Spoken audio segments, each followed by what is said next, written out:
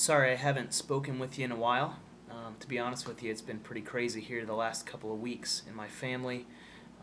I know a lot of you that are watching this probably know this already, but for the past 3 years, my dad has been fighting a battle with cancer.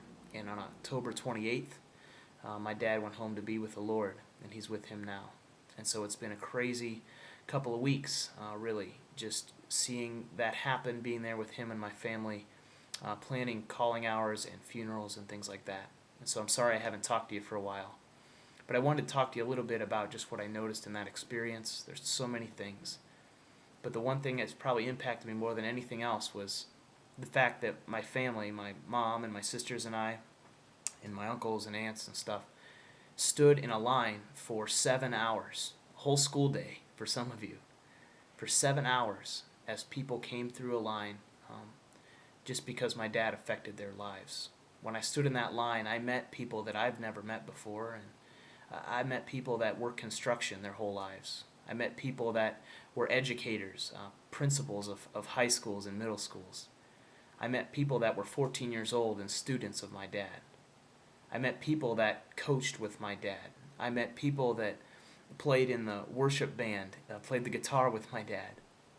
My dad affected so many people just simply through the relationships he had in his life that I stood in a line for 7 hours and heard all these stories about what happened in those.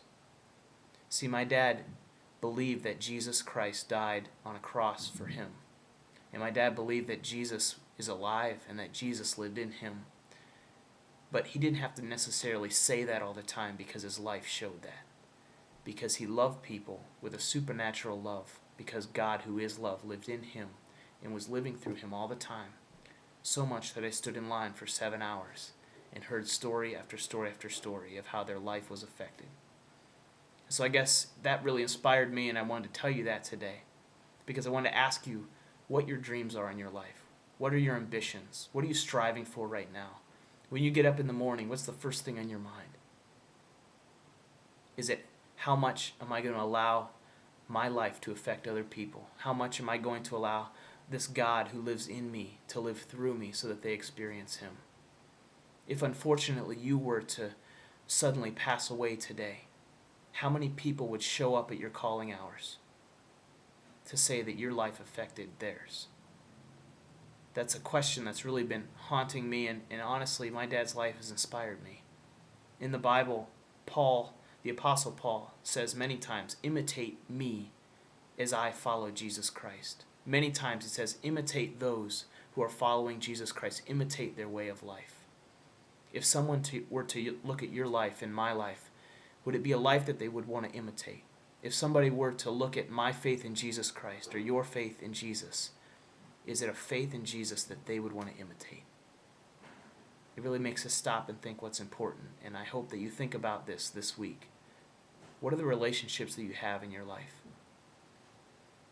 And in those relationships, is your life worth imitating? Do people experience the love of Jesus so much that your calling hours would be 7 hours long? I'm sorry I haven't spoken to you for a while, but I hope that this inspires you and causes you to think. And I want you to know that I pray for you. I pray for you that you would allow your life to be for Christ and that he would live his life through yours, that we would all experience the reality that Jesus Christ is Lord. My dad is with Jesus now. He sees him face to face. And I know that the Lord wants us all to experience a glimpse of what that is, even right now on earth. That's going to come through our relationships. Have a great week.